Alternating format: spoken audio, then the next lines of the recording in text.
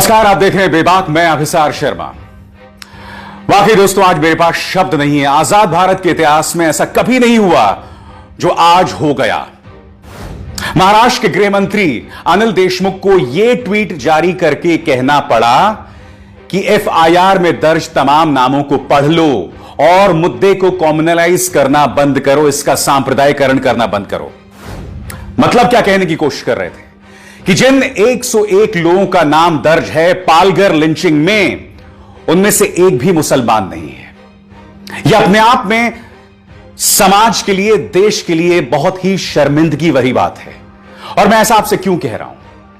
क्योंकि जब न्याय होता है ना, तो किसी का धर्म, जाति, रंग आदि नहीं देखा जाना चाहिए। मगर एक राज्य का गृह मंत्री इतना मजबूर है कि उसे ट्वीट करना पड़ा कि भाई दंगा मत करवाओ, क्योंकि पढ़ लो इस एफआईआर में कोई मुसलमान नहीं है, या किसी खास धर्म के होने की वजह से उसका अपराध बढ़ नहीं जाता है। आप पूछेंगे ऐसा क्यों हो रहा है? उसके लिए आपको इन लोगों पर गौर करना पड़ेगा। भारतीय जनता पार्टी के नेता संबित पात्रा और सुनील देवधर, खुलेआम ये लोग जब से यह घटना सामने उभर कर आई है, समाज के अंदर दंगे जैसे माहौल को भड़काने की कोशिश कर रहे हैं कथित तौर पर। आपको याद होगा, जैसे ये घटना सामने आई थी तब संबित पात्रा ने क्या ट्वीट किया था कि चूंकि हिंदू साधु संत की हत्या हुई है, इसलिए पूरा लिबरल समाज जो है वो खामोश है। कुछ इसी तरह की बात सुनील देवधर ने की थी। और उसके बाद क्या होता है, इनका जो पूरा पिछलग्गू चैनल्स हैं, वो तमाम जो गोदी मीडिया चैनल्स हैं, वो समाज में दंगा भड़काने वाले कार्यक्रम करने लगते हैं। आज सवाल यह होना चाहिए भारतीय जनता पार्टी के साथ कि वो लोग, जो वो 100 लोग हैं जिनके नाम एफआईआर में दर्ज हैं, वो भीड़ तंत्र में कैसे बदल गई? वो मॉब लिंचिंग करने वाली भीड़ में कैसे बदल गई? क्या यह सवाल भारतीय जनता पार्टी से नहीं पूछे जाना चाहिए? कांग्रेस के नेता अतुल लोंढे क्या कह रहे हैं, आप खुद सुनिए। सत्ता का खेल जो है वो भाजपा ने खेला है, इसमें कोई दो राह नहीं है। और इसी का नतीजा है कि महाराष्ट्र के गृह मंत्री शाहू फुले आंबेडकर पुरोगामी विचार के जो अग्रसर राज्य है, उसके भी मंत्री को कहना पड़ता है, भाइयों हम बहुत कठिन समय से गुजर रहे हैं, हमें धर्म और जात के नाम पर नहीं, मानवता के नाम पर यह लड़ाई लड़कर जीतनी पड़ेगी। ये जो परिपाक है, ये जो दौर पर हम आए हैं, ये संबित पात्रा जैसे लोग और इनके ट्रोलर्स, इन्होंने इस देश की जनता को भीड़ का तंत्र बनाने की कोशिश की है। लेकिन मैं आपको दावे से कहता हूं, ये देश बुद्ध, महावीर, महात्मा गांधी का है, छत्रपति शिवाजी महाराज का है। ये देश कभी हिटलर का हो नहीं सकता, और कोई इसे करने की कोशिश करेगा तो वो नाकामयाब होगा। देखिए दोस्तों, अभी यह कहा जा रहा है कि वो जो 101 लोग हैं, उनमें से अधिकतर 80% बीजेपी समर्थक हैं। मेरे लिए यह अपराध नहीं है। मैं ये नहीं कह रहा हूं कि यह बीजेपी की साजिश है। मेरे लिए अपराध कुछ और है। मैं बार बार यह कह रहा हूं, देश इस वक्त कोरोना संकट का सामना कर रहा है, मगर भारतीय जनता पार्टी के नेता आपको और हमको दंगों में लिप्त रखना चाहते हैं। ऐसे बयानात दे रहे हैं जिससे आप और हम अराजकता के माहौल में बने रहें। कम से कम इन नेताओं और इनके पिछलग्गू चैनल्स की यही साजिश दिखाई देती है। नहीं है ये हमला जो हुआ है, सांप्रदायिकता इसमें है नहीं। ये दुर्भाग्य की बात है, गलतफहमी के शिकार हुए हैं, जो बहुत ही निंदनीय बात है। एक तो मैंने जैसे पहले कहा कि ये जो इलाका है, आने जाने के लिए बहुत ही कठिन है, बहुत ही कठिन, जिसे मराठी में कहते हैं ना दुर्गम एरिया। दुर्गम मतलब आने जाने के लिए बहुत ही कठिनाई होती है, और वहां जाना भी हो तो दादरा नगर हवेली से आना पड़ता है। उस रात जिस वक्त ये घटना हुई, ये जो साधु थे वो जाना चाहते थे गुजरात, उनको रोका गया। दादरा नगर हवेली जो सिलवासा वगैरह केंद्र शासित प्रदेश है, वहां सीमा पर उनको रोका गया, वहां से उनको लौटाया गया। अब ये कोई चर्चा की बात नहीं हो सकती, अगर मगर में कोई मतलब नहीं है।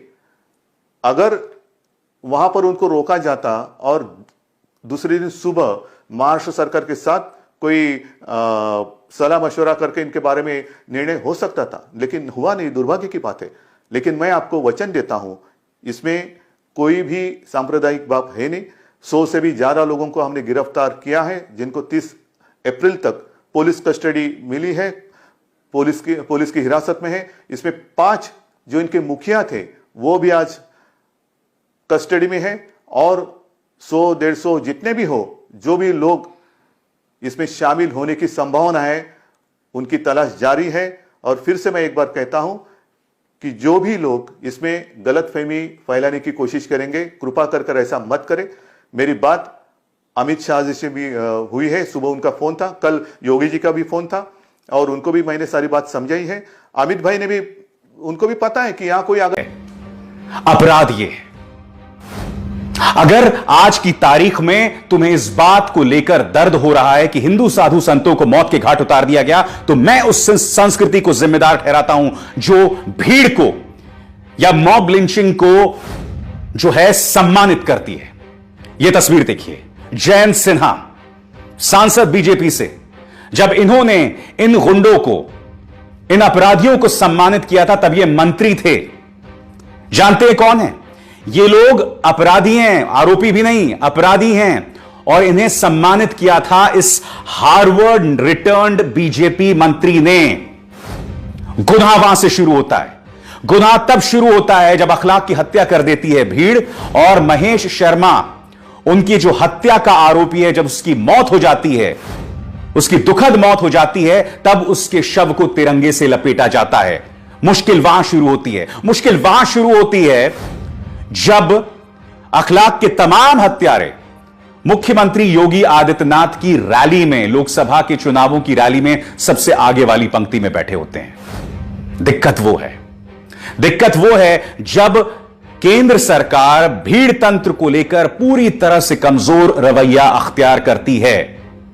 मैं नहीं भूला हूं, उत्तर प्रदेश चुनावों से ठीक पहले प्रधानमंत्री का एक बयान आया था। और बयान क्यों आया था? क्योंकि ऊना में इस तरह से दलितों का अपमान किया गया था। तब प्रधानमंत्री का दर्द झलका था। प्रधानमंत्री ने कहा था कि मेरे दलितों को टारगेट ना करो। क्या प्रधानमंत्री के मुंह से कभी यह निकला है कि मेरे उन मुसलमानों को भी टारगेट ना करो? चलिए, आप दलित, मुसलमान, हिंदू की बात ही ना करें, मगर आप अपनी तरफ से एक संदेश तो दें कि भीड़ तंत्र की इस सोच को हम बर्दाश्त नहीं करेंगे। क्योंकि आज की तारीख में जो जहर आपने भर दिया लोगों के अंदर, उसी का नतीजा पालघर है। मैं फिर कह रहा हूं, दोष यह नहीं कि उनमें से 80% भारतीय जनता पार्टी समर्थक हो सकते हैं, मुद्दा वो नहीं है। दोष यह है कि इस माहौल में भी भारतीय जनता पार्टी के लोग जहर बोने का काम कर रहे हैं। यह त्रासदी है। और इनका साथ कोई और नहीं बल्कि इनकी पिछलग्गू मीडिया दे रही है।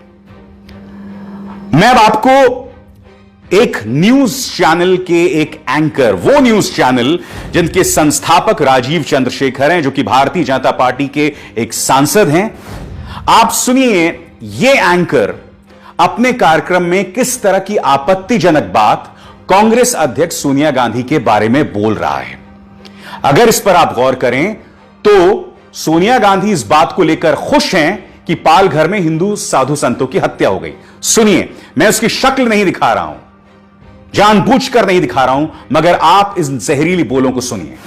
आज वो चुप है, मन ही मन में मुझे लगता है वो खुश है। बिल्कुल वो खुश है कि संतों को मारा गया, जहां पे उनकी सरकार है। रिपोर्ट भेजेगी वो इटली में रिपोर्ट भेजेगी। मैं बोल रहा हूं, वो इटली में रिपोर्ट भेजेगी। देखिए, जहां पे मैंने एक सरकार बना ली, वहां पे हिंदू संतों को मैं मरवा रही हूं। दोस्तों, आप जानते हैं, जब मैं न्यूज चैनल में काम कर रहा था, तब एक बार मेरे कार्यक्रम में तारिक पीरजादा, एक पाकिस्तानी एक्सपर्ट, इस शख्स ने प्रधानमंत्री नरेंद्र मोदी के बारे में अपशब्द कहे थे। तब मैंने अपने चैनल को कहा था कि मैं इस शख्स को कभी अपने कार्यक्रम में शामिल नहीं करूंगा। और यही नहीं, उस कार्यक्रम में संबित पात्रा भी थे, मगर संबित पात्रा से ज्यादा प्रधानमंत्री नरेंद्र मोदी की अस्मिता को मैंने डिफेंड किया था। और जानते हैं क्यों? क्योंकि प्रधानमंत्री नरेंद्र मोदी हमारे प्रधानमंत्री हैं, देश के प्रधानमंत्री हैं। उन पर उंगली उठाने का हक किसी पाकिस्तानी को तो कम से कम नहीं है, समझे? और यहां यह शख्स जहर में इस कदर सराबोर है कि एक बुजुर्ग महिला, भूल जाइए वो कांग्रेस के अध्यक्ष हैं, मैं ही कह रहा हूं, एक बुजुर्ग महिला के बारे में तुम इस तरह के मानहानि वाली बातें कह रहे हो। आज मैं तुमसे सवाल पूछना चाहता हूं, और यह सवाल सिर्फ इस पत्रकार से नहीं है, सवाल उस कांग्रेस से भी है। मैं तुमसे सवाल यह पूछना चाहता हूं कि आखिर क्यों तुम्हारे कुछ नेता इन चैनल्स में जाकर बैठ जाते हैं? क्योंकि ये एंकर्स तो लगातार जहर उगलते रहते हैं, फिर भी आपके कुछ नेता इन चैनल्स में जाकर इंटरव्यू देते हैं। क्योंकि जब यह जहर उगला जा रहा था उस वक्त कांग्रेस के जो प्रत्याशी थे लखनऊ की तरफ से आचार्य प्रमोद कृष्णन, वो मौजूद थे और वो पूरी तरह से खामोश थे, सिर झुकाए इस कार्यक्रम को सुन रहे थे। क्या कांग्रेस को समझ आती है बात? दोस्तों, अफसोस की बात यह है कि जैसे कि आपने देखा, ये मीडिया हाउस ही नहीं, कई और मीडिया हाउसेस जो हैं वो लगातार पालघर में कहीं ना कहीं सांप्रदायिकरण करने की कोशिश तो कर ही रहे थे, उसको ज्वलंत बना रहे थे और समाज में एक अराजकता जैसा माहौल पैदा करने की कोशिश कर रहे थे।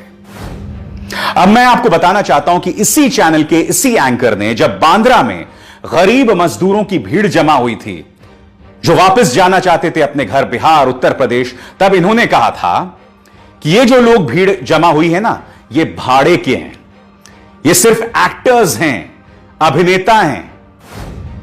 आज की तारीख में एक पॉलिटिकल पार्टी के एजेंडे को आगे करने के लिए ये लोग गरीबों को भी गाली दे रहे हैं। कांग्रेस अध्यक्ष सोनिया गांधी को तुम गाली दे रहे हो तो हो सकता है कि तुम्हें सुपारी मिली हो किसी की तरफ से, वो एक अलग मुद्दा है, मगर सवाल ये कि कम से कम गरीबों को तो बख्श दो। बताओ, गरीबों को तो बख्श दो। तुम अपनी नफरत में एक पॉलिटिकल पार्टी की सुपारी लेने के चक्कर में तुम तमाम हदों को पार कर दोगे। एक पॉलिटिकल पार्टी की एजेंडे को आगे बढ़ाने के लिए तुम तमाम हदों को पार कर दोगे। और आज मैं एक और नया सवाल आपके सामने रख रहा हूं जिसका जिक्र मैंने एक बार पहले किया था। मैं ये पूछना चाहता हूं, जैसे मैंने पूछा कि वहां पर कांग्रेस के नेता क्यों जाते हैं ऐसे कार्यक्रमों में, मैं ये भी पूछना चाहता हूं कि ऐसे शोज में आखिर कुछ लोग, कुछ मुसलमान धर्म गुरु बनकर आखिर क्यों पहुंच जाते हैं। आप जानते हैं ट्विटर पर एक ट्रेंड जो है इस वक्त चल रहा है, रेंटल मुल्ला, यानी कि 5-5 हजार में कुछ मौलाना धर्म गुरु का भेष धरकर इन चैनल्स में बैठ जाते हैं। मैं रेंटल मुल्ला तो नहीं कहूंगा, मगर मैं इन्हें टीवी मौलाना कहूंगा। मैं आपको बताना चाहता हूं दोस्तों, मैं जानना चाहता हूं कि जो न्यूज चैनल एक समुदाय को लगातार टारगेट करता रहता है, वहां पर इन मौलानाओं को जाने की क्या जरूरत है सिर्फ 5,000 रुपए के लिए?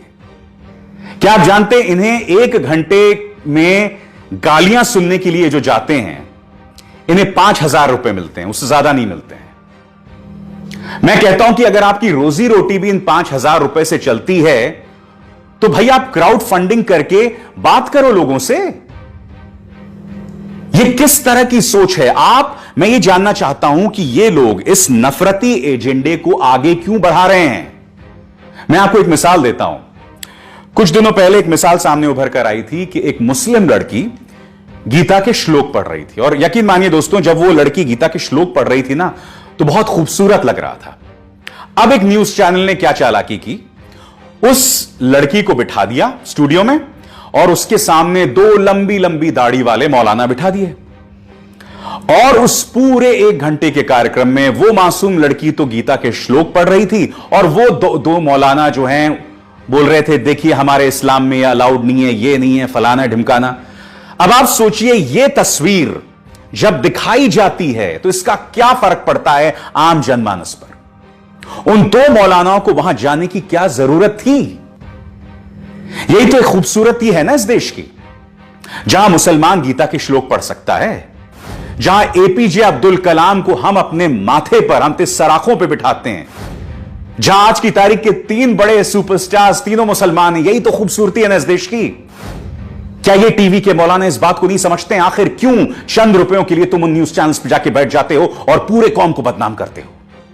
मैं आज इसलिए बता रहा हूं क्योंकि इन्हीं न्यूज चैनल्स पर जब पालघर लिंचिंग को हिंदू मुस्लिम बनाने की कोशिश की जा रही थी, ये टीवी मौलाना वहां जाकर बैठ जाते हैं। आखिर क्यों? ये आपकी जिम्मेदारी है। अगर आप इनके परिवार के सदस्य हैं तो इनसे बोलिए कि ऐसा शर्मनाक काम न करें, क्योंकि इसके जरिए सिवाय समाज के अंदर दोहराव पैदा करने के और कुछ नहीं हो रहा है। सिवाय मुसलमानों की बदनामी के कुछ नहीं हो रही है इसके जरिए। और अंत में सवाल मैं प्रधानमंत्री से भी करना चाहता हूं। प्रधानमंत्री, हाथ जोड़कर मेरी प्रार्थना है आपसे, इन चैनल्स के जहर पर लगाम लगाइए। मैं जानता हूं कि योगी आदित्यनाथ की उत्तर प्रदेश पुलिस ने कई न्यूज चैनल्स के जहर का पर्दाफाश किया है, मगर इनके खिलाफ एफआईआर दर्ज की जाए इस जहर को फैलाने के लिए। हाथ जोड़कर मेरी प्रार्थना है, क्योंकि आप जानते हैं इस सब का असर अंतर्राष्ट्रीय तौर पर पड़ रहा है। आप क्या चाहते हैं? आप क्या चाहते हैं कि गल्फ में जो लाखों भारतीय काम करते हैं, क्या वो वापस भारत आ जाएं? क्या आप जानते हैं कि ओमान की तरफ से, कतर की तरफ से, सऊदी अरब की तरफ से, यूनाइटेड अरब एमिरेट्स की तरफ से, सभी तरफ से कठोर तेवर अपनाए जा रहे हैं वहां के हुक्मरानों द्वारा। क्यों? क्योंकि वहां पर जो भक्त बसे हुए हैं ना, यानी कि बीजेपी के जो कट्टर समर्थक हैं, वो वहां बैठे बैठे मुस्लिम विरोधी बयान देते हैं, जहरीले बयान देते हैं, और अब उन पर कार्रवाई की जा रही है। मैं आपसे हाथ जोड़कर प्रार्थना करता हूं प्रधानमंत्री, मैं जानता हूं कि आपको ही नहीं, संयुक्त अरब अमीरात में हमारे जो एम्बेसडर हैं, जो हमारे ओमान में एम्बेसडर हैं, सबको बयान देना पड़ा। यहां तक कि हमारे माइनॉरिटी अफेयर्स मिनिस्टर इन सज्जन मुख्तार अब्बास नकवी को भी बयान देना पड़ा कि भारत जो है मुसलमानों के लिए स्वर्ग है। मैं नहीं जानता हूं कौन सा स्वर्ग है। स्वर्ग भेजने की बात तो नहीं कर रहे हैं कहीं आप।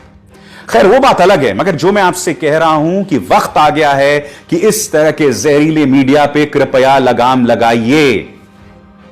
जी हां, लगाम लगाइए। उसके अलावा कोई चारा नहीं है। देश चल नहीं पाएगा। हम मजबूत हैं, हम एक हैं, हम बिखर नहीं सकते हैं, मगर घुटनों पे चलना कोई चलना नहीं होता है। आज मैं आप सबसे हाथ जोड़कर प्रार्थना कर रहा हूं, एक पत्रकार होने के नाते नहीं, बल्कि एक इस देश के एक नागरिक होने के नाते, कि कृपया इस जहर को अपने मन, अपनी आत्मा का हिस्सा मत होने दीजिए, क्योंकि इससे कोई एक समुदाय को नुकसान नहीं पहुंचने वाला है, पूरा देश इसमें डूब जाएगा। भारतीय जनता पार्टी के ये नफरती नेता बाज आए, जिन न्यूज चैनल्स का मैं जिक्र कर रहा हूं, ये लोग बाज आए, क्योंकि जिन न्यूज चैनल्स पर ये एंकर्स काम करते हैं, तुम्हारे भी बच्चे हैं, तुम्हारे भी बच्चे स्कूल जाते हैं। आप क्या चाहते हैं? कल्पना कीजिए, आप लाइन लगाए एक सुपर स्टोर के बाहर खड़े हैं, आप अपनी रोजी रोटी के लिए गए हैं, आप चावल, अनाज वगैरह लेने गए हैं, आप लोग सब खड़े हैं, और अचानक ऐसे ही जहरीले प्रोपेगेंडा के चलते वहां पर दंगे छिड़ जाएं। बताइए, इसका जिम्मेदार कौन होगा? खैर, यह बात मैं अपनी हर शो में करता हूं, मुझे लगता है कि इसी पे कोई फर्क नहीं पड़ता, मगर मुझे भी वाकई इस बात का थोड़ा सा भी फर्क नहीं पड़ता कि आपके कान में जूं तक नहीं रेंग रही है, क्योंकि मैं अपनी आवाज इसी बेबाकी के साथ बुलंद करता रहूंगा। जय हिंद। नमस्कार दोस्तों, अगर आप मेरे चैनल को अभी तक सब्सक्राइब नहीं किए हैं तो पहले आप मेरे चैनल को सब्सक्राइब करें, और हाँ, बाजू में बेल आइकन का बटन है, उसको दबाना ना भूलें, ताकि जो भी वीडियो मैं डालूं आप तक नोटिफिकेशन पहुंच सके।